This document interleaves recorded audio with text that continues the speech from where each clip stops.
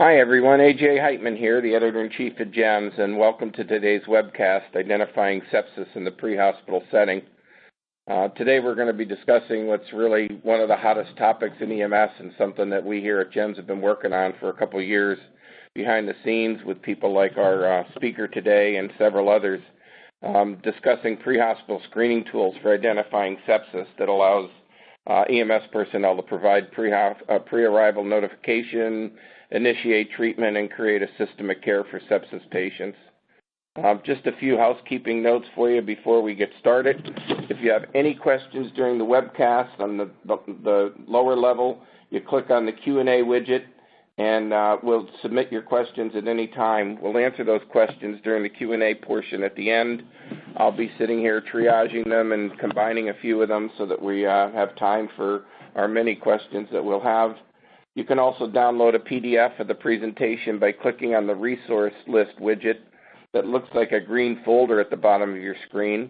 And if you have any technical difficulties at all, click on the help widget with a question mark on it, or just type your issue into the Q&A widget and a member of our staff and support team will work with you to correct the problem. This webcast is going to be archived like all of our webcasts on GEMS.com within 48 hours. So you can view it again and share it with your colleagues. I'd like to thank our sponsor, Boundtree Medical, for really tremendous support for today's webcast. They see sepsis as a high priority, and it's a high priority for them corporate-wide, so we're really pleased that they could do that. And now it's my pleasure to introduce our speaker. Chris Hunter is really one of the biggest innovators in EMS. He is Director of Health Services Department for Orange County, Florida, and also Associate Medical Director of the Orange County EMS system that provides medical direction over 2,000 pre-hospital providers. He's also faculty at the Orlando Regional Medical Center Emergency Medicine Residency Program and Medical Director of the Orlando Health Air Care Team. He's board certified in both emergency medicine and emergency medical services, and has really been the pioneer in using things like capnography to correlate lactate levels, and that's why we asked Chris to really present to you some really awesome material today. So with that, Chris, I'll turn it over to you. Thanks, AJ. I appreciate it. And welcome, everybody. I have to admit this is the first time I've ever done a webinar, so it's a little strange not looking out over a sea of faces, but nonetheless, hopefully it'll still be engaging, and I'm going to do my best to get through a lot of information and then answer as many questions as I can. I want to start out by saying that I don't have anything to disclose, nothing to disclose about this conversation.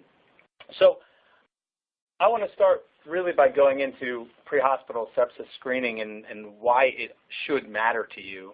This is something that we got interested in several years ago, and AJ and I have discussed in the past, just recently, actually, this morning, about how it's one of those things that seems to have gone under the radar for so long. Hopefully by the end of this presentation, you'll agree with me that we need, as a group, to focus to create a system of care for sepsis, similarly to the systems of care we have in place for STEMIs and stroke and trauma. And if anything, we've really lagged behind in what is a very important topic for us in a group of symptoms. I'm going to talk about the existing sepsis screening tools and then some outcome predictors that we know exist. And I'll focus a little bit on lactic acid, on end-tidal carbon dioxide, and then because of the new definitions of Sepsis-3 by the consensus that came out earlier this year, I'm going to give you a little bit of data about the qSOFA score and what we have seen so far in looking at it here in Orange County, and then talk about the future steps where I think we need to go with sepsis. So in a gross oversimplification that would get me in trouble with the critical care folks, at least around here, sepsis is the end of an overwhelming infection, right? It's the end result of that. Essentially what happens is hypoperfusion of your tissues will lead to organ damage and eventually multi-organ system failure, and that's where you get into septic shock. We know that early identification and targeted therapy has been shown to improve outcomes. I'll talk about that a little more in the future. And we do have this group, the Surviving Sepsis Campaign, not dissimilar from something like the American Heart Association or another conglomerate group that essentially gathers evidence every several years and puts together guidelines for best practice. So the framework is in place for us to look at sepsis like a system of care in the same manner that we would for something like myocardial infarction. When we think about sepsis in the traditional approach, we really talk about the systemic inflammatory response syndrome criteria, and we'll go into a little detail about what those are, but essentially it's a group of vital signs and blood work that traditionally would suggest that there is some sort of systemic inflammatory response that's happening in your body. As you can see in this slide, infection is just one of a number of things that can cause the systemic inflammatory response syndrome to occur, those changes. Things like trauma or burns or severe pancreatitis can all cause very similar things. Similarly, as we know, not everyone who has an infection is septic, and the traditional approach was to believe that when the circles crossed, when you had infection plus SIRS criteria, is when you got into sepsis. Now, the new definitions that have been created, mind you, by the critical care societies and not necessarily agreed to by the emergency medical societies, essentially looks at it and says it's not really about inflammation, it's about organ failure. And the approach that they have taken is to essentially say not every infection has organ failure, and not every bit of organ failure is because of infection, but when those circles cross, that's what the definition of sepsis is. And I also want to point out that the vast majority of these septic patients do come from bacterial infections. That's what we mostly think about, but certainly fungal, parasitic, and viral infections can also cause sepsis. Unfortunately, this doesn't change the most important aspect. The hardest part of diagnosing sepsis for any practitioner, whether in or out of the hospital, is actually suspecting infection at all. We're not very good at knowing exactly when someone has an infection, particularly in the afebrile patients who commonly do. When it comes down to it, there's an important aspect of what we need to think about as paramedics, or whether you're teaching paramedics or any pre-hospital provider about sepsis. And I think you can simplify it in a lot of ways. You know, when we teach medics and when you go back to school and learn, you know, most of how we're taught to approach these things is to identify problems and then to act upon them. When I think of my own protocols, you know, they're really symptoms-based, right? We're symptoms-based. If you have shortness of breath, we have an approach to that. And our medics work hard to understand the difference between CHF and COPD, but our approaches are usually symptom-based. And it's a big change. It's a shift of gears to go from systems-based approach to a diagnostic-based approach. And to understand sepsis, I think you really have to understand how it's diagnosed and why. So one of the things that we started working on as we decided to develop a sepsis alert protocol was actually how we would train our providers about this. And it really followed this general algorithm, which was first we had to work on suspecting infection in the first place. And again, that is actually the most difficult part, particularly in afebrile patients.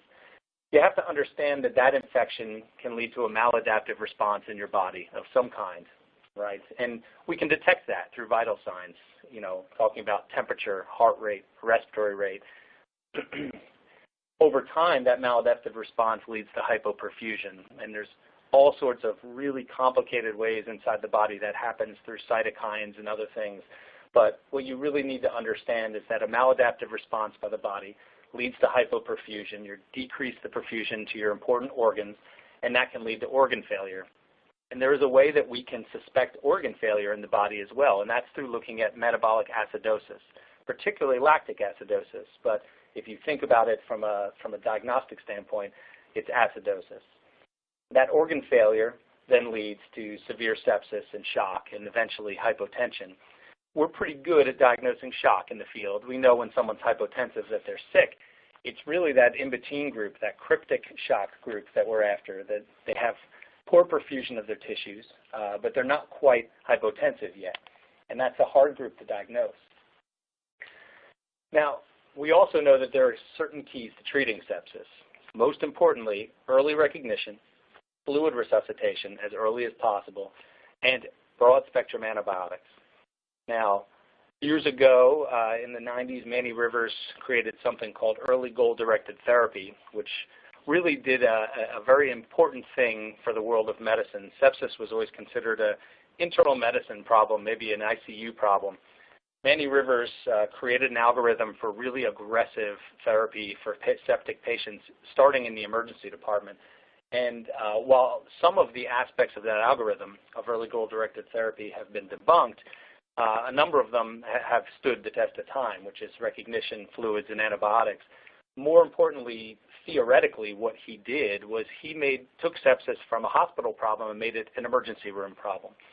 Now, the goal that I have and several other people who are working on this in EMS, what we'd like to do is take this from an ER problem and make it a pre-hospital problem, just like we did when we started doing EKGs in the fields decades ago and started diagnosing myocardial infarction. So we know that there are three things we can do that can make a big difference in sepsis, right? The early initiation of antibiotics is probably the most important. If you look at this, it's a fairly famous graph in the world of medicine, essentially showing that every hour that you delay getting antibiotics, survival goes down by somewhere between 8 and 10%. And if you look at this graph, it might look familiar because it's basically an expanded version of what we know when it comes to ventricular fibrillation, right? When someone is in VFib every minute, you lose somewhere around 10% chance of survival. So this is essentially a very same approach. You're looking at something as a very time-sensitive illness, but we have the capability of fixing it. We just have to recognize it, and we've got to get them to the right place. Just literally last month, another manuscript came out showing the importance of early fluid resuscitation. And essentially, this is a graph that demonstrates the difference in survival and in length of stay for patients with fluid resuscitation, showing that the earlier IV fluids were given, there was a significant decrease in length of stay and a significant increase in mortality. And essentially, initiating fluids within 30 minutes was very effective at improving outcomes. And again, this is something that we're very capable of doing in a pre-hospital environment. So one of the important aspects of realizing that we have a role in sepsis is understanding that we've been taking care of these patients for many years pretty frequently. And this is some observational data that came out several years ago that found in a very large cohort of patients that just over 3% of the patients that were transported actually were diagnosed with sepsis. And we don't have a pointer, so I can't walk through actually these graphs, but essentially the mortality rates of these patients were similar to STEMI and significantly worse than stroke.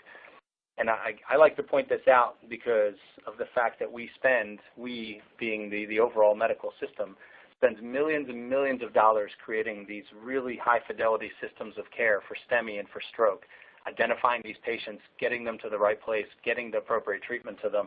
And yet here we are with sepsis, something that we see just as frequently that is as much or more of a problem.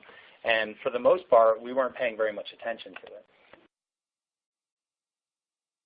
Evidence would suggest that 30% of all ED patients with infections come by ambulance, which is probably no surprise to those of you who work in the field, and that somewhere between 50 and 60% of all septic patients arrive by ambulance. Similar to most things, the sicker patients do tend to utilize EMS. The vast majority of patients that are admitted to the ICU with sepsis also arrive in the ER via EMS.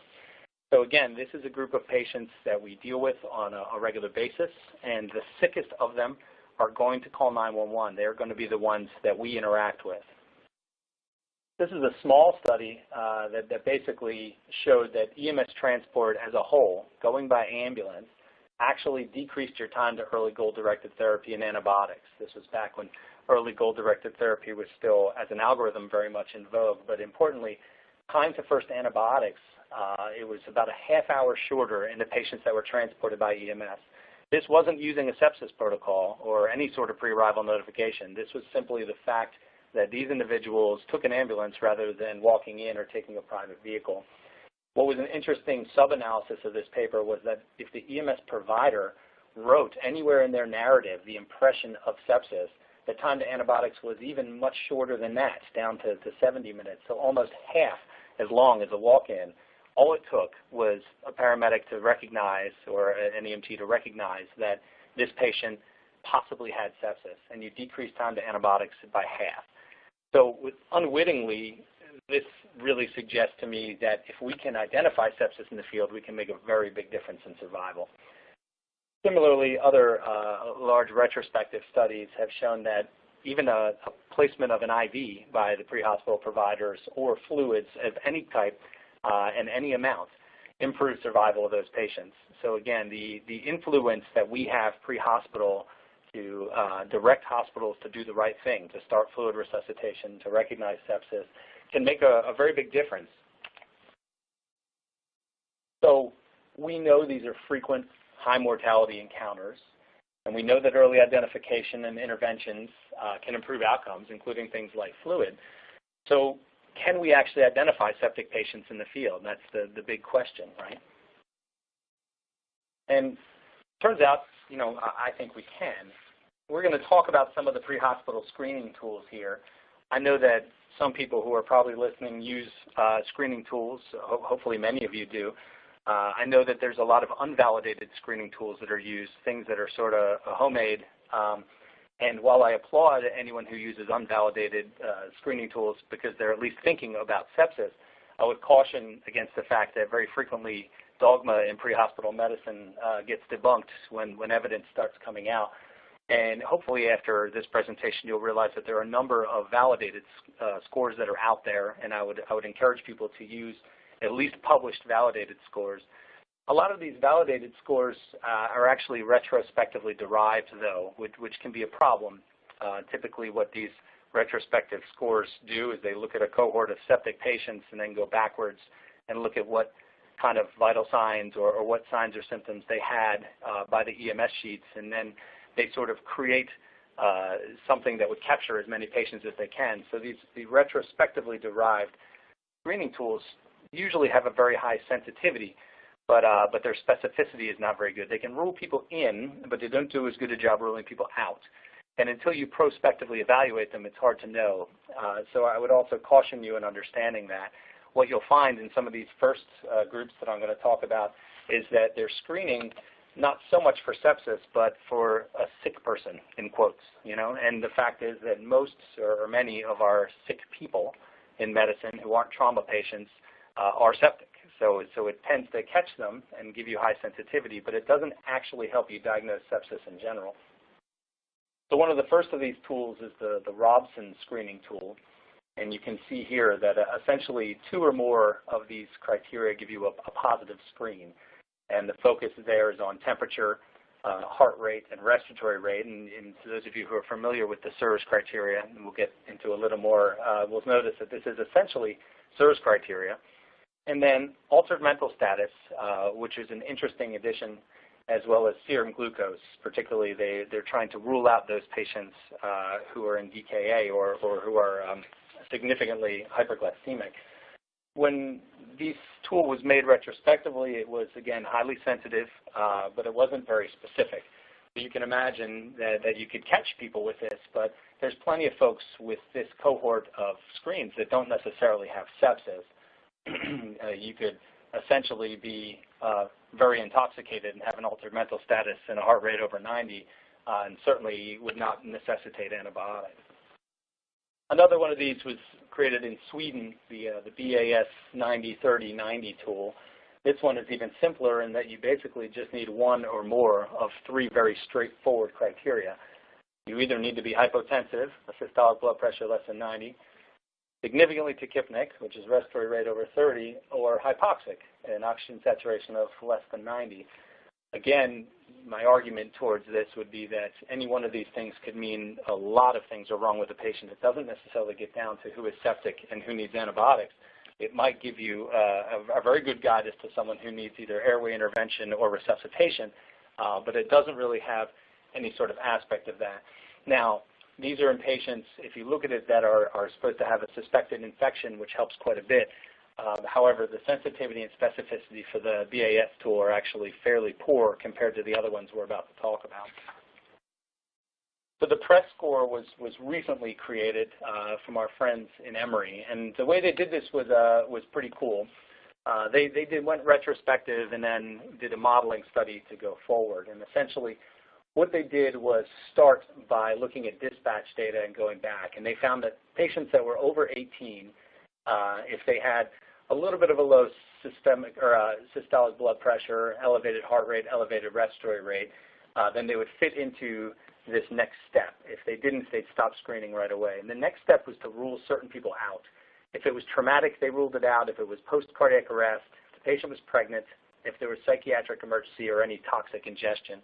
So that kind of helps weed out some of the non-septic, potentially medically ill patients, right?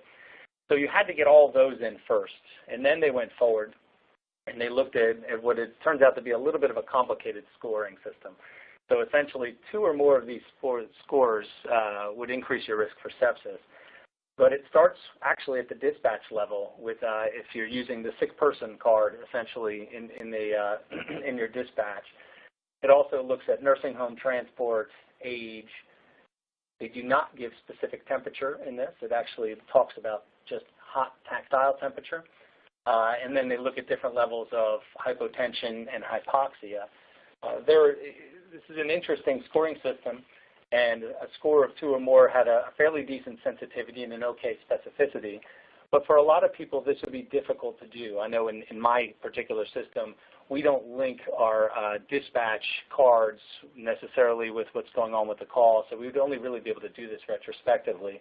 And I think it might give a little too much emphasis on things like nursing home transport. While that might be reasonable to suspect sepsis, it seems an awful lot to give very high scoring to that. Another retrospective study that came out very recently is called the PreCEP score. And the PreCEP score is a little more straightforward than the PRES score and was, again, retrospectively created and then compared to 2 of the existing ones I just told you about, the BAS and the Robson. And the PreCEP score looks at temperature, heart rate, respiratory rate, as you see, hypoxia, and then systolic blood pressure.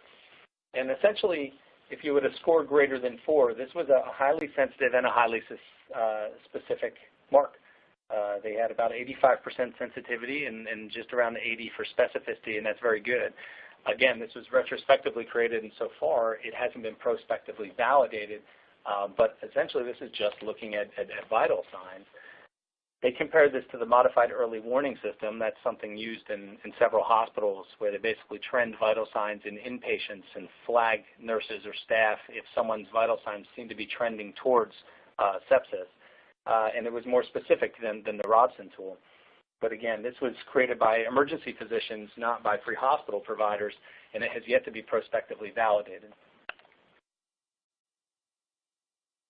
So how can we increase the specificity? We have the ability to screen for sick people. I would agree with that. And I think that using any one of these scoring systems, particularly in the setting of suspected infection, is certainly better than doing nothing for septic patients. But I think we can do better, personally, because we have outcome predictors that could help us really determine who is more likely to be septic versus someone who is just likely to be sick. And there's the ways hospitals do it, and in my particular opinion, there's really only one standard of care, whether you're in the hospital or out of the hospital. And in the pre-hospital environment, we can either achieve that or we can't, and we have to get you to the hospital to reach that standard. So I always think it's good to start with what they do in the hospital when we talk about screening for perfusion, right? So those screening tools we looked at largely screen, they're for sensitivity for sick patients. It's that maladaptive response that your vital signs are abnormal. But in the patients that weren't hypotensive, there was really no screening in any of those for actual decreased perfusion, which we know is a hallmark of sepsis, and particularly severe sepsis, the stuff we're really after. In the hospital, traditionally, we use serum lactate levels. And this is one of many, many different studies and graphs to demonstrate that increased lactate levels predict mortality in septic patients. And what you see along those curvy lines is right up until you get to the very, very high levels and the very, very low levels, elevated lactate correlates very strongly with poor perfusion. And it makes sense if you think about it at a cellular level. When tissue isn't getting blood and not getting enough oxygen, it defaults down into an anaerobic pathway, and the byproduct is lactate, just like the way you get a cramp when you're running. When this happens across your entire body, the serum levels rise, And elevated lactate levels are correlated with poor outcomes just about across every different scenario in medicine, whether it's trauma, whether it's post-cardiac arrest, or very similarly, whether it's septic shock. So what about using lactate levels in the field? It turns out that we can do this, at least scientifically. So over the last decade or so, we've had several point-of-care lactate monitors tested in the field, and we found that it is feasible to use them. That increased pre-hospital lactate levels did correlate with mortality across a group of patients. This isn't for sepsis. This was across all comers. We found that septic patients had elevated pre-hospital lactate levels when looked at across a wide cohort, which is important. And we found that cryptic shock might be identified by pre-hospital lactate. And cryptic shock is really that patient population that we're trying to drive a wedge between, where we're trying to find them. Because, again, I think we're pretty good in the pre-hospital arena at noticing when someone's hypotensive and being able to notify a hospital this is a very sick person. The septic patients that we don't do as well by are the patients that aren't yet hypotensive, but they are going to become so if we don't get the antibiotics and the fluids on board quickly. So that's the patient that we're after.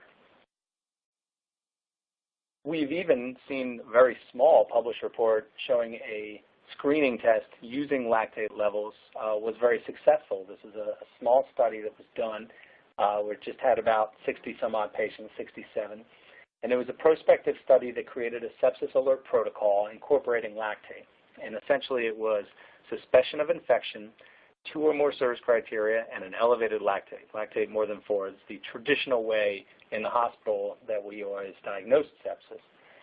In these 67 patients, about 47% of them were identified correctly by the pre-hospital providers. And those patients that were identified by the pre-hospital providers using this screen actually had improved mortality, significantly so. So it's a small study, but it shows if we bring the hospital level care out to the field, we might be able to make a difference. So why not just use lactate? Certainly it was the first thing that crossed our minds when we determined that we wanted to make a pre-hospital screening tool.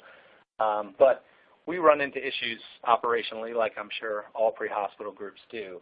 We're an all-ALS system. As AJ mentioned, we're a very large system with several thousand providers. We have over 300 ALS vehicles.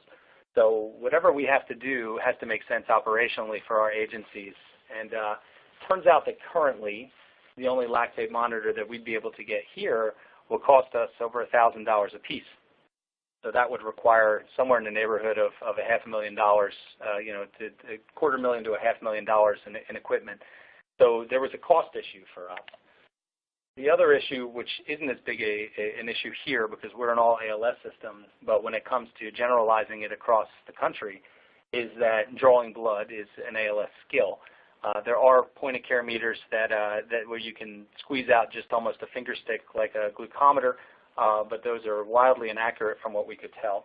So really this required the placing of an IV and drawing blood, which as I mentioned is an ALS skill, and what we were hoping to find is something that was more relatable across all EMS systems.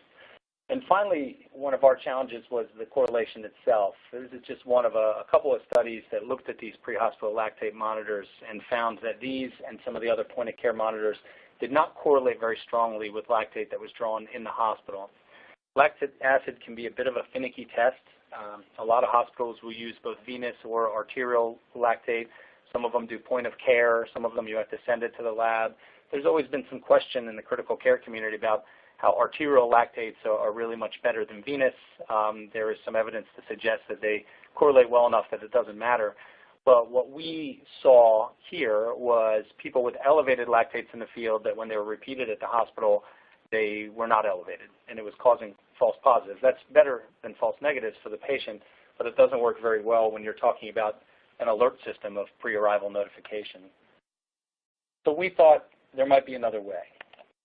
Those of you who have ever heard me give practically any presentation before already know my infatuation with capnography and end-tidal carbon dioxide, my opinion that it's a vital sign, but this was one of the original places where that came into play. I won't really belabor the oxygenation and ventilation pathway except for to show you that there are several reasons why your exhaled end-tidal carbon dioxide is going to be lower in a setting of metabolic acidosis and low perfusion. One of them is simply that we know as you breathe faster, you blow off CO2. One of them is that when you have metabolic acidosis, your body uses the bicarbonate to buffer that pH and thus leaving less of it to create CO2 to exhale. The third and probably most impactful when it comes to looking at end-tidal with shock or sepsis is in a setting of poor perfusion, less blood is getting to the lungs. You're also poorly perfusing your alveolar tissue. And as less perfusion happens at the alveolar tissue, you have less end-tidal to release to exhale. And if it seems confusing, there's an easy way to think about it, which is in cardiac arrest, where we all know very well that someone who is in a low perfusion, poor perfusion, almost no perfusion state will have a significantly low end-tidal CO2, and then when they regain their perfusion, you see that spike as it comes back, as the tissue in the alveolar is being perfused again by blood and you're exhaling the carbon dioxide.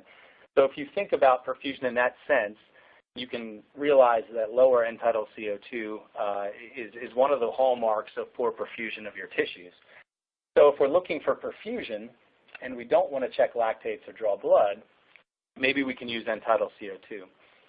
You don't necessarily have to take my word for it that end-tidal CO2 provides a non-invasive mechanism to detect metabolic acidosis. It's been shown in the literature to correlates. End-tidal CO2 is lower in patients with DKA, that's adults and children. It's lower in patients who are severely dehydrated, correlates with bicarbonate and lactate in undifferentiated shock across multiple different patients, and it also correlates with lactic acidosis in patients' outcomes in severe trauma.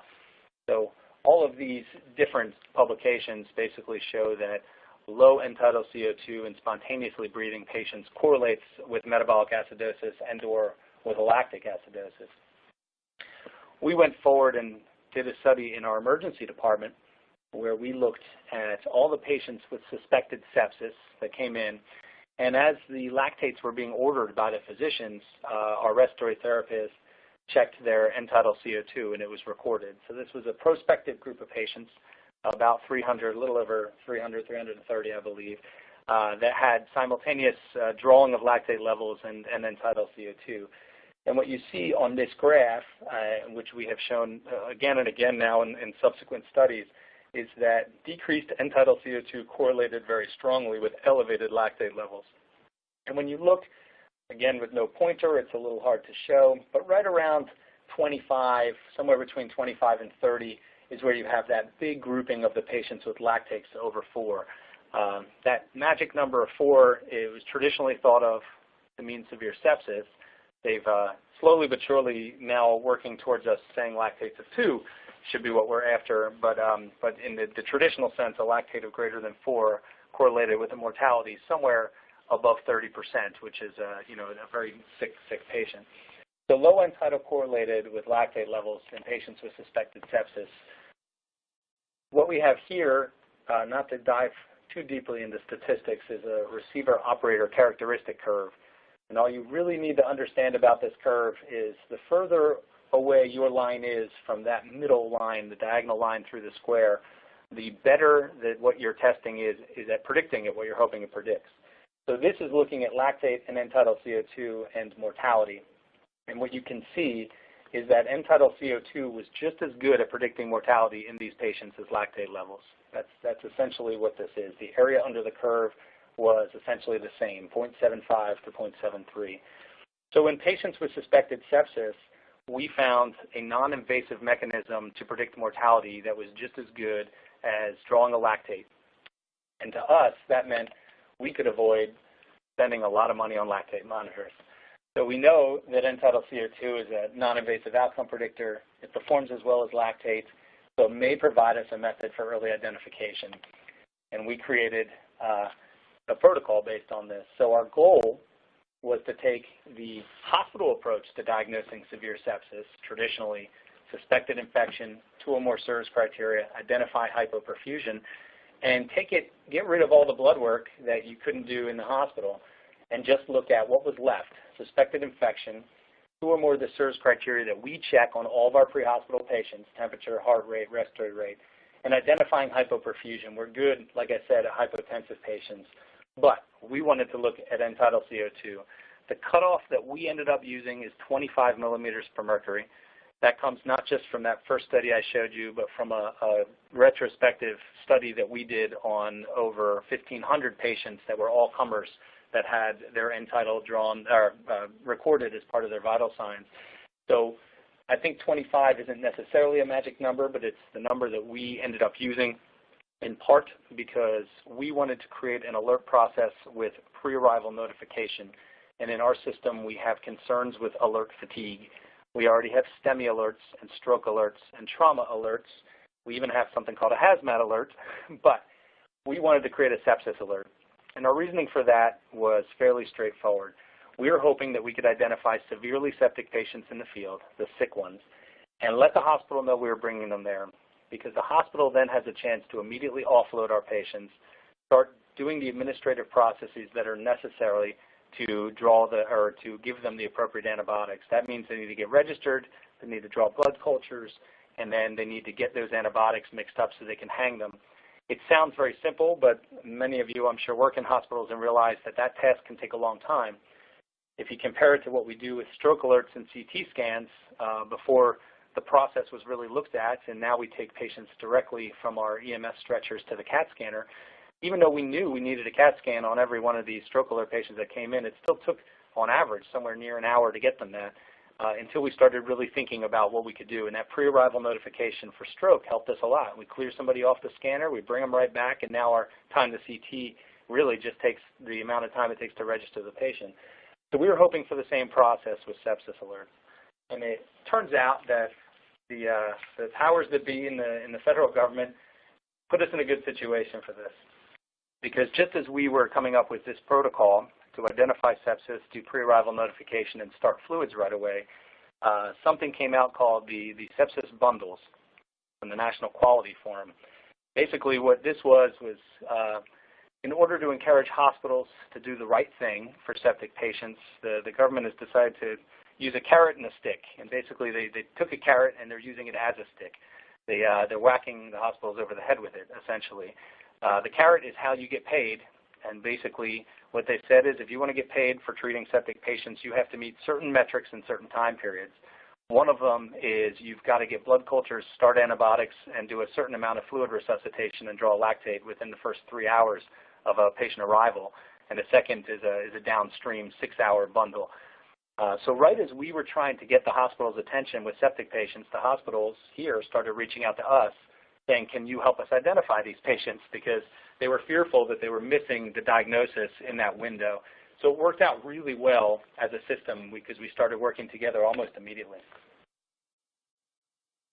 So there's good news and bad news when you're a medical director for a big EMS system. The good news is that we do a lot of good things, which is great. And the bad news is that when you have a new protocol, it takes a long time to get compliance across the entire system. I don't get to sit down in a room with our medics and say, here it is, and teach them and train them and have them walk out. We have to rely on internet, video, live conferences, training groups for our individual agencies to get the word out. So typically what we see is kind of a lag in time, where for the first year that we have a new protocol, at least something that's a big brand new one like this, our compliance of protocol falls somewhere in the 60% range. And then by year 2, we usually fall into that mid-80s up to the 90% range that I'd like to think most of our protocol compliance lands at. So unwittingly, our system creates a great control group. And what we did was look at the first year of this. So in the first year of having our sepsis alert, there were 330 sepsis alerts activated by our pre-hospital providers. And of those 330, 183 actually did exactly what they were supposed to do. They met all their criteria, and 147 didn't. And we went forward with those patients and looked at their ICD-9 diagnostic codes from the hospital, lab values, disposition, and went forward to look and evaluate if we were doing the right thing. So it created 2 groups for us, right? We had a group that we'll call protocol compliant, and in that group, 100% of them basically notched all the boxes they need to do. The patient had suspected infection, 2 or more of the SIRS criteria, and an initial end-tidal CO2 of 25 or less, right? The second group, which we'll call protocol non-compliant, were patients where the medics called a sepsis alert, but the patients didn't actually meet all of our criteria, right? And all of the patients, they did suspect infection. And a small number of them, they didn't have 2 or more SIRS criteria. That was only 5%. But the vast majority of the non-compliant group had infection, had 2 or more SIRS criteria, but had end-tidal CO2 that was actually greater than 25. So by our protocol, they should not have been sepsis alerts, but they were called that way anyway. So it gave us a good mechanism to compare whether we were on the right track with our criteria. And this is how it all played out. So again, without a laser pointer, I'll have to just draw your attention to the part of the graph that says total. If you look down, as a group, these were very sick patients, no matter what, protocol compliant or not. 97% of them got admitted to the hospital. A full third of them were admitted to the ICU. There's an 8% mortality rate. 63% did get diagnosed with sepsis and 29% with severe sepsis. But if we compare the non-compliant group to the protocol compliant group, we see some differences, particularly if you go to the bottom of this chart. If you look at those patients that were called sepsis alert with the compliant group, meeting all of our criteria, 47% of them were diagnosed with severe sepsis, compared to only 7% with severe sepsis in the non-compliant group. 78% versus 43% for sepsis, and then you see the higher mortality rate and admission rate and ICU rates. So essentially, those folks that were compliant with the protocol were capturing the group of patients we were most interested in, which were not only the septic patients, but the severely septic patients. And the one thing that seemed to be missing from this non-compliant group turned out to be that low end-tidal CO2 level, that discriminator of hypoperfusion, which would make sense, right? So when we look across the vital signs of these patients, the most dramatic difference is that in the protocol compliant group, the average end-tidal was 20 versus the non-compliant group where it was 33. And we can look at the receiver operator curves to really give a better view of how important this is. So I mentioned the further away your line is from that middle line cutting diagonally across the square, the better your test is at predicting what you want it to predict. End-tidal CO2 is a light blue line that you can barely even see because the area under the curve is 99%. It shoots way up to 1 and then shoots across. So essentially, by far and away, the most predictive thing for sepsis was actually this low end-tidal CO2 compared to the other vital signs. If we look at this for the patients that were diagnosed with sepsis, it doesn't look as good, or severe sepsis, sorry, it doesn't look as good, but you can see again that blue line, the area under the curve for end-tidal CO2 was far more significant than any of the other factors. And finally, when we look at for mortality, it is still the most predictive thing, and the second most actually turns out to be temperature in those patients. So we went forward and looked at these patients at the lactate levels that were drawn. And as it turns out, once again, we see this correlation with low end-tidal CO2, this time low pre-hospital end-tidal CO2, correlated with elevated in-hospital lactate levels. And once again, right around 25, you see that bit of a wall created where the higher lactate levels and the lower end-tidal CO2 meet in that quadrant. And this was a significant correlation. We wanted to look at our sensitivities and specificities in these patients. When we look at our sepsis with appropriate activation, it was fairly sensitive but very specific compared to the others with a good negative predictive value. The group of patients we were most intrigued by capturing, this severe sepsis patient, these patients with hypoperfusion and organ damage, it is much more sensitive, 90% sensitive, 58% specific, and a good negative predictive value. So again, this would suggest to us that our test is doing what we want it to do, that we're capturing the patients that we want to capture. And again, this screen is good for capturing sick patients. The mortality rates are pretty high for those patients that screen in for sepsis alerts. And this information worked really well for us when we brought it back to our hospitals and were able to show, look, when we call a sepsis alert, this is what it means. It means you've got a really high likelihood of a septic patient or a severely septic patient. And that helped us win the battles of getting immediate offload and immediate attention and the kind of things that we think are going to be better for patient care. So none of this matters unless we actually improve patient outcomes. And this is just a teaser because this is the essentially pre-study to the real study that we have done. We'll be analyzing data now after a couple years and looking at our effects of those patients who did have alerts versus those who weren't alerted when it comes down to the outcomes. And we're up to about 500 patients now to compare. This is a small group of just 137 of them to look at what happened before and after we started doing pre-hospital sepsis alerts. And what we found is the patients that were sepsis alerted by our pre-hospital providers had significantly decreased time to blood cultures, time to antibiotics, time to fluid. They had lower lengths of stay. They actually had reduced ICU admission and reduced mortality. This is a small group. This is not published data. This was just our proof of principle. The large study is being analyzed now. I certainly hope that we see the same effects. And if we do, we'll get it published and try to share with everyone. But thus far, what it would appear, looking at our preliminary data, is that utilizing this screening tool that we created works out better for patients, works out better for hospitals to hit their bundle metrics, and it works out better for survival and for patients. So I mentioned earlier in the talk that the powers that be have changed the definition of sepsis, which just so happened to happen right after we published this big study using SIRS criteria. Basically, the intensivists and the consensus group came out and said SIRS criteria are out of vogue. We shouldn't be looking at it that way. And in the hospital, what their recommendations are is to use something called the Sequential Organ Failure Assessment score. And SOFA scores have been around a long time. ICUs use them, but the ERs rarely use them. It's a little bit of a complicated scoring. It has not only to do with your vital signs, but particularly with a bunch of different metrics from blood levels. And typically, a SOFA score in and of itself doesn't matter, but it's the trending of SOFA scores, and it's basically something that shows that your organs are failing. The new approach to sepsis is to say, inflammatory processes happen from a lot of different things, but organ failure is really what we care about, so why aren't we focusing on these organ failure scores? And they did a whole really, really fascinating set of articles. There's 3 of them. They're in JAMA. They're free. I highly recommend looking at them if you haven't talked to anyone about them. But they produced a lot of evidence and stuff that looks really cool for hospital, but doesn't really work as well for the emergency room. And almost as an afterthought, it would appear, they came with something called the qSOFA score, basically recognizing that for hospital providers in the ER and possibly pre-hospital providers, you would need a way to detect organ failure that didn't require all this blood work, right? So the qSOFA score, the qSOFA score, actually kind of goes back to looking like some of those screening tools we saw earlier, where it's respiratory rate of 22 or more, altered mental status, which they initially looked at GCS of 13 or less, but then settled on a GCS of less than 15, so really just 1 point off your GCS, and a systolic blood pressure of less than 100.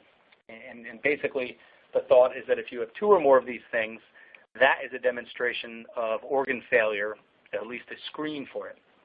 So it's important to understand a couple things about the qSOFA score as we move forward talking about sepsis. One is that it's immediate and it requires no blood work, and that's great because I would agree that it doesn't make a lot of sense. I think that we can screen for these patients without blood work. I think that BLS-capable units should be able to screen for sepsis. The qSOFA score and our screening test would suggest that is the case. The other is to understand the confusion that came out. When the qSOFA score was sort of unveiled, people started talking about it as though it was a sepsis screen. But if you read the paper, they do not ever suggest that qSOFA is a sepsis screen. Essentially, it's a mortality predictor. Essentially what this is it's a replacement for something like Lactate or, in my world, end-tidal CO2. This is kind of additional information to suggest that this patient has a higher chance of mortality.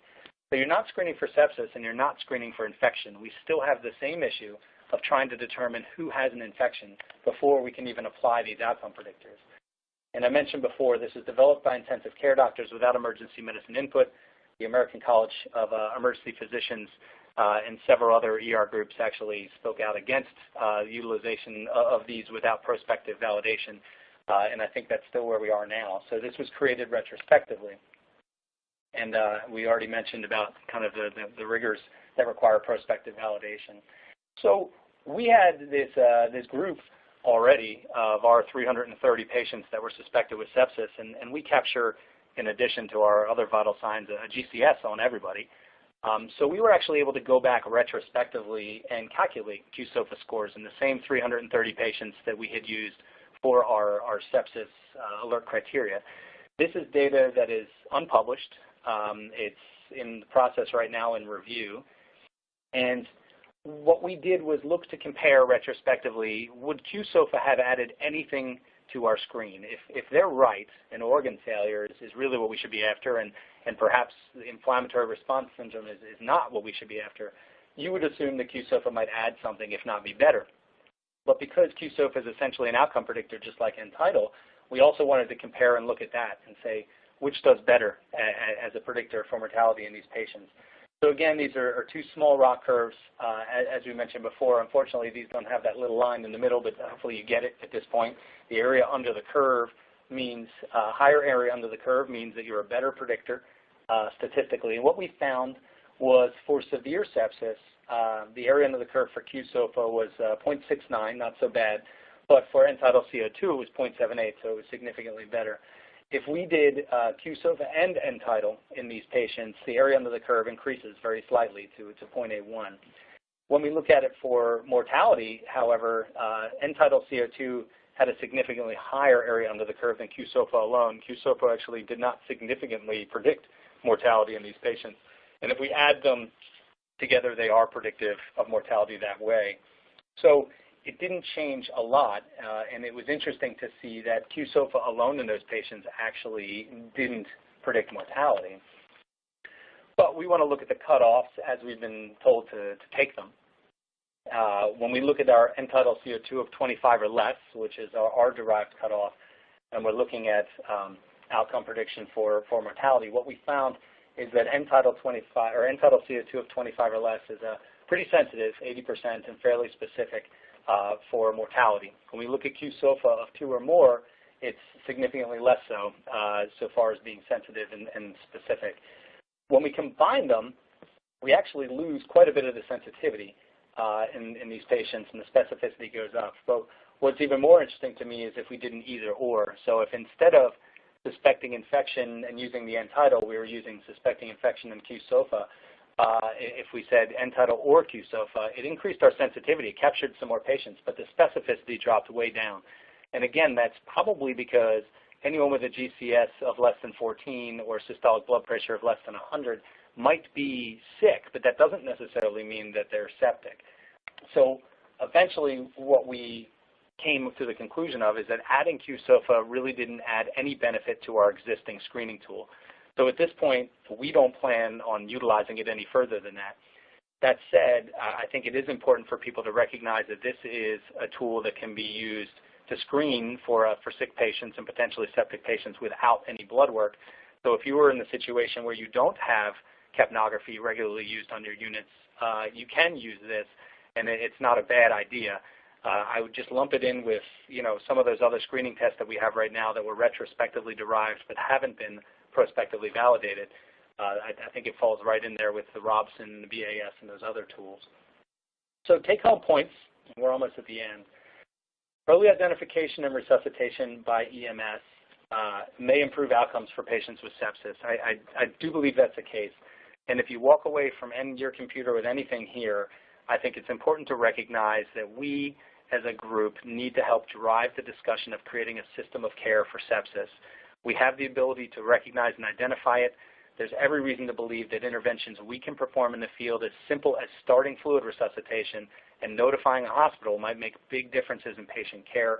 We need to start battling for this disease process to get the same amount of respect, if you will, from the medical community as we do for STEMI and stroke and trauma. And, whether or not you know it, it's the EMS community that tends to drive these systems of care. And you can do it very clearly by creating things like protocols and alert protocols and start driving towards your hospitals to say, we're going to put you in a situation where you can do the right thing. And if you don't do the right thing, maybe these are patients that shouldn't come to your hospital. I think that the CMS rules with the bundles are going to do a lot to help you if you're in a situation where you don't have a sepsis protocol. because the hospitals are screaming for help now because they want to identify these patients, and money talks. So use that to our advantage to do the right thing for patients. Work with your group to try to create a system of care for sepsis. I also hope you walk away with your understanding that low end tidal CO2 is correlated with an acidotic state. And in the setting of suspected sepsis, it correlates very strongly with lactate levels. Lactate monitors are great. I'm not against lactate monitors. If I could afford a lactate monitor on every one of my ALS vehicles and believed that I was getting quality readings from them every time, then that's what I would do. I would bring the hospital level of care out. When I'm working in the ER, we tend to use end-tidal CO2 in our triage as a vital sign as a screening tool because myself and Sal Silvestri and several others do end-tidal research at ORMC. But you know, I don't not order a lactate. Of course I get a lactate. If I had the ability to do it, I would do it. But I think it's reasonable at this point to believe that for many of us, the cost and the potential burden of those lactate models might be too much. And almost all of you, hopefully every single one of you, is using end-tidal CO2 as a determinant for appropriate endotracheal tube placement. So using existing equipment, you have the ability to screen for severe sepsis. And finally, it's feasible to develop screening tools to identify these patients in the field. We know now of 2 non-invasive real-time predictors of mortality in these patients. I have my biases towards end-tidal CO2, but I'm certainly interested to see what will happen when we prospectively validate these qSOFA scores and what will happen in the future as we move forward towards these new definitions of sepsis. So with that, I am more than happy to take any questions. I think that AJ or someone else is going to moderate, hopefully, and tell me if I'm supposed to answer. Yeah, I'm going to lead with some general ones because I've been looking over all of the questions. We have up to 1,000 people on here, so we're not going to be able to answer all of them, but I've lumped a few together. Could you address antibiotics? Are you using any antibiotics in the field? Should you, and what do you use, or what do you think we'll be using? I think it's a great question, and it's of course one of the first ones that comes up whenever I present about this because I harp on getting them to the antibiotics. The idea of using antibiotics in the field, just saying that word, I could already hear the infectious disease doctor at my hospital sort of shiver because we talked about it. There's some complications with that. The first and foremost, the issues have to do with getting the right antibiotics on board. And are you really going to carry the most broad-spectrum antibiotics and how expensive they are, things like vancomycin and Zosyn. The infectious disease community, for the most part, and probably at your hospitals, would argue against it because of resistance. Are we really that good at determining it? Remember, years ago, how cardiologists thought that we in the pre-hospital community couldn't identify ST elevation in MIs with EKGs, and now they've bought into it. So I think there is a possible future for it, but we don't do it here, and there are several reasons. First, operationally, you need to get blood cultures before you give those antibiotics. And for us, operationally, that means buy-in from the hospitals that we're drawing appropriate blood cultures, which in and of itself, if you're in a community where your receiving hospitals are comfortable with you drawing cultures and trusting them, you might be towards that next step of then carrying antibiotics. But here in our system, we do not have that comfort level. Our hospitals don't with us. So I think you start with that. You need to get to the point where you can draw cultures first. Then you have to determine, are you going to be able to carry the right antibiotics? Because if you start giving the wrong ones, you're just going to build resistance. So you have to know your susceptibilities that are in your region, and it changes, across the country, across even the state, what your susceptibilities are. So I think it gets complicated. I do know of places with longer transport times that have considered, and some that even do carry antibiotics, particularly some on helicopter services out in rural areas where you might have several hours after you've detected sepsis before they get to a hospital. In an urban suburban system like ours, where our transport times are 10, maybe 15 minutes, it seems like an awful lot of hassle for very low yield. So I think that you really have to look at your system and see if it's the right thing to do. I think from some of the questions here, they talk about aeromedical, and in rural areas you might find that the aeromedical programs kind of lead the charge on this because they can fly out and get a lot of this done, so you're not saying no to it. But there's a ton of people who've asked for your protocol, and I want to make sure that we get that to include with the archive because a lot of people want to see that. So separate from the antibiotics, the biggest thing that I've learned over the last 2 years is that initial fluid bolus. Can you talk about, are you using normal saline, and what are you giving? Sure. We use normal saline. The recommendations would be normal saline or lactate arenas would be fine, but we use normal saline. I think the most important aspect of that fluid bolus for people to recognize is when you're trying to, if you're trying to win over your hospitals about having an alert process and getting a response from them, is that we have worked out and discussed with Florida Department of Health, and I know on a national level, that fluid given pre-hospital by patients diagnosed with sepsis counts towards that 30 cc per kg maximum that they have to reach for that 3-hour cohort. So they have to do 30 milligrams per kilogram, and then they have to reevaluate every patient. And if they're off even by a few mLs, actually, they fall out. They won't get paid. So one of the reasons that we were able to utilize to kind of win over our hospitals was to say we're going to start fluid boluses on these patients, and if we get 200, 300, 400 cc's in before we get there, then you have to get a lot less in before you're actually hitting your metric and getting paid. So, again, I don't think the fluid choice is too big a difference right now. I believe the critical care literature would suggest that normal saline is as good as any of the other fancy stuff. It's just an issue of starting it immediately, starting that resuscitation. And it's not just the incentive to get paid, though. The data shows that the earlier you get fluids on, the more you cut down on morbidity, mortality. Am I right? Yeah, well, absolutely. I'd hate for anyone to think that that's the primary goal. I just speak operationally because I know of the the battles that get fought sometimes when you're trying to make these things work. But of course, all of this is done with patient care in mind. Even those bundles, as frustrating as they might be for the administrators, are done with evidence-based practice. I mean, that you need to get this stuff done if you're going to save lives and reduce mortality in people with sepsis. The other big elephant in the room that you and I know, Chris, is that we were privy to some survey results from medical directors who either weren't having their crews take temperatures in the field or didn't even have thermometers on their ambulances. So can you address, because many of our questions are about the importance of taking a temp in the field? Sure. Where I fall on this is that temperature is a vital sign, in addition to to pulse, respiratory rate, blood pressure, SATs, and then tidal CO2. In my mind, all of those are vital signs. And we encourage temperatures to be taken on everybody. We have a number of different devices being used in our system because we have several agencies. We don't dictate what thermometer they use. So I can't speak as to what type might be better than others. I think that there's frustration by pretty much everyone in the field about the accuracy of the temperatures we get using the different types of thermometers. But I am completely of the opinion that significantly febrile patients are going to be found to be febrile.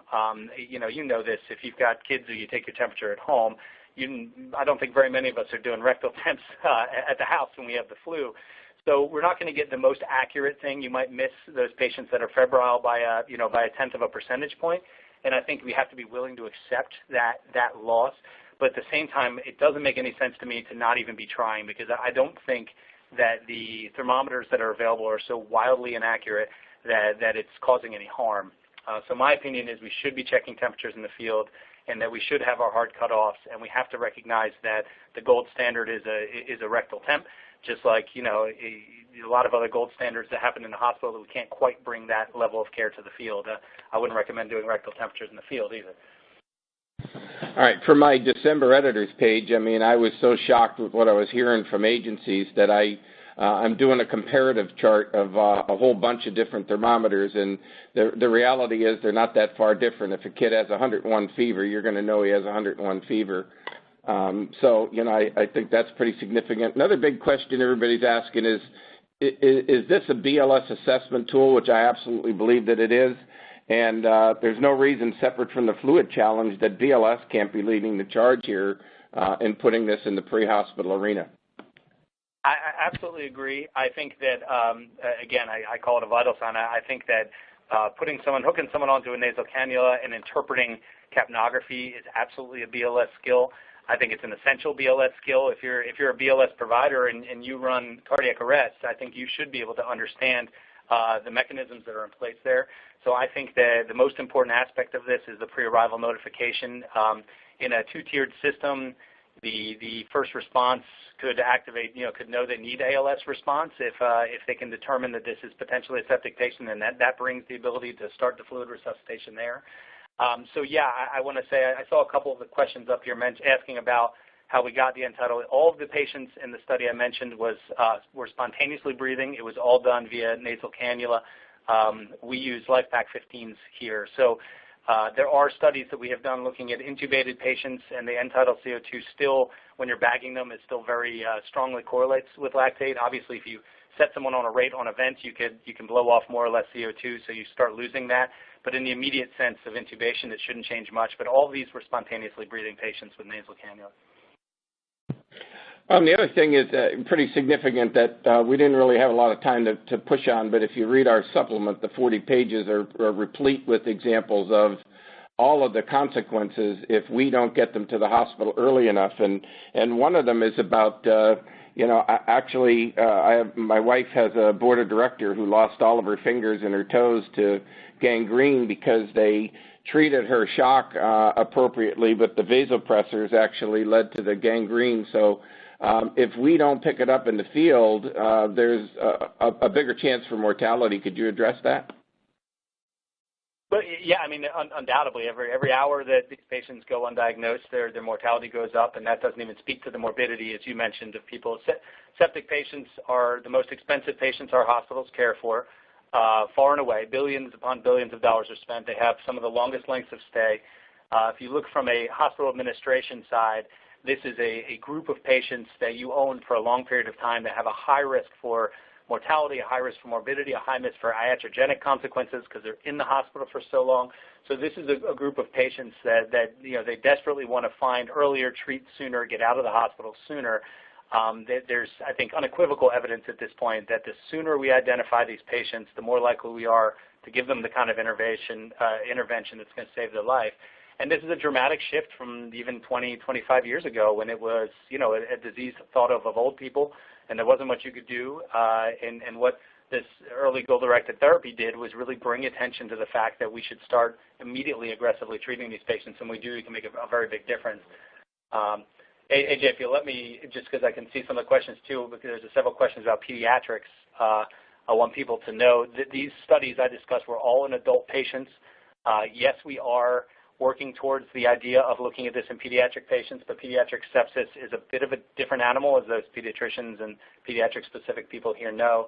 But nonetheless, we're starting with the process of looking at end tidal CO2 and lactate in pediatric patients, and does that correlation still stand firm? Because all of our data has been in adult patients. There are several studies looking at peds with diabetes and showing that, yes, absolutely, they still correlate. There's no reason to maybe suspect it doesn't, but I want to start from the beginning again with the peds patients.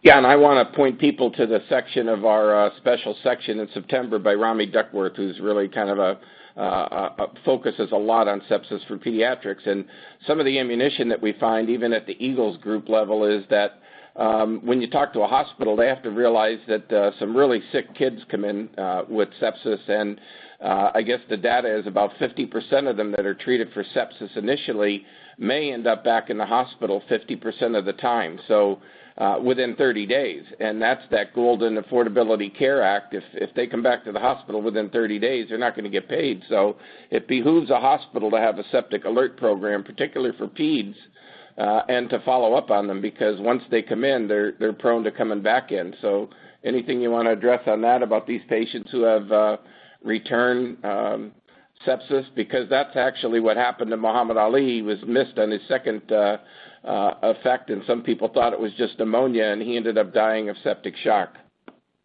Sure. I think that, again, our screening tools, we need to keep a very broad-based differential for suspecting infection in the first place in every patient. And then I think we need to utilize what's available to us when it comes to specificity, which is that hypoperfusion. I could harp on end tidal all day long, not just about sepsis, but it's the ability that you have to right there immediately look at perfusion. We have anecdotal cases, plenty of them from our system, of patients that looked pretty well, that didn't look that sick, and had dramatically low end tidal CO2, since we look at it as a vital sign on most of our ALS patients, and turned out to have very, very bad things going on. a number of kind of case report level stuff with things like AAAs and PEs and along those lines. I think that you have to use every objective measure that's available to you as a pre-hospital provider, and that you've got to be looking objectively at those patients, and particularly if it comes to repeat patients. I think that most of us in medicine harp on that. If you're returning to a patient who has recently been discharged or recently refused, you've got to take twice as much effort to make sure you're not missing something, because those are very dangerous medical legally, if nothing else. But usually something is wrong if they're still trying to get care. Yeah, and I want to point out to the people, there's a lot that are still on board, a couple hundred people. So if you don't mind answering a few more questions, Chris, you're game to stay with us a bit? Sure. Okay.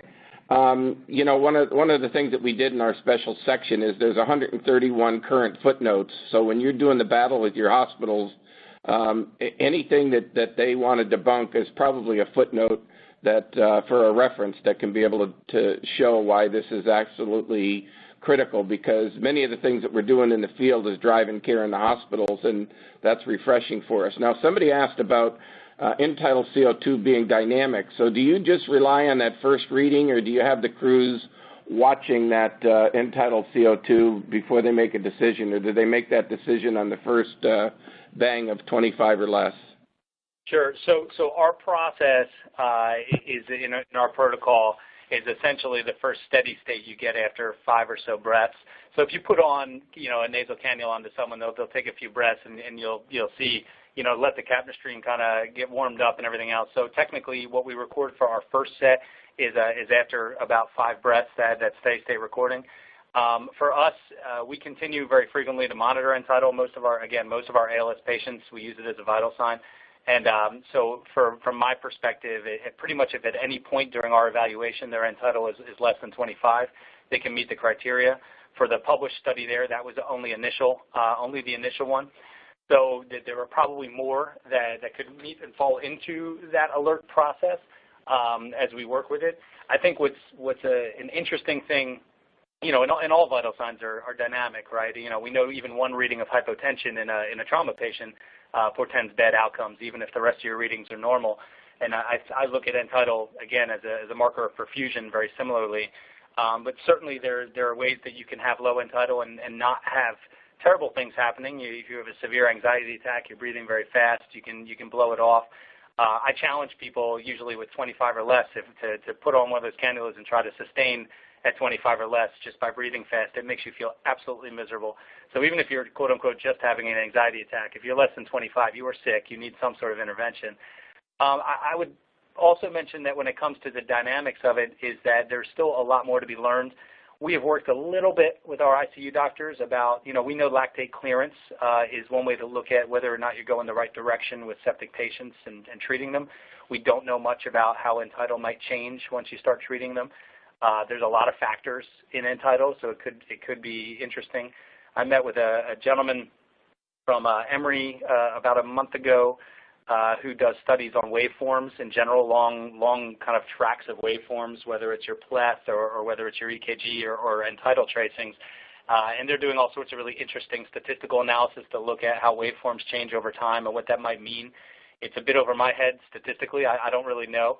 But for our purposes, what we do is after about 5 breaths, we record that first steady state, just like we would, we record that heart rate, even though the heart rate might be different in 30 or 40 seconds. When we record it, we get it down, and that's our initial. So we have to kind of play that game with vital signs, unfortunately. But for the most part, what we see over and over in patients is that if their end-tidal is significantly low or significantly high, they're very sick, and it usually stays that way. It's pretty rare to see someone with an end-tidal of 18 and then 35 and then 42 and then 22. It just doesn't really work that way because of the way your body is. Okay, well, thanks, Chris. I think this has been an overwhelming success. It's really important to me. It's something that's been on our radar screen. I know it's part of your life's work, so thank you very much for dedicating the time, and thank you all for participating today, and certainly to our sponsor, Boundtree Medical, who's really a leader in the field. To take the initiative to sponsor this is a true credit to them and their vision for the future. So making this educational opportunity available, we greatly appreciate that. Don't forget that the presentation is going to be archived. Chris, you'll send us the latest protocol, and we'll certainly zip that up with it as well so that everybody can see your protocol, and all of that will be up within 48 hours so you can share it with your colleagues. Our experience is that a webcast like this will be viewed by many, many times the number of people who are actually with us live, so pass it around to people if you found it very important, and I think your slides can be invaluable for people to use when they talk to their hospital administrators and others, and the bean counters. So thank you very much, everybody, for attending, and we hope to see you back for another webcast real soon. All right, thank you, everybody.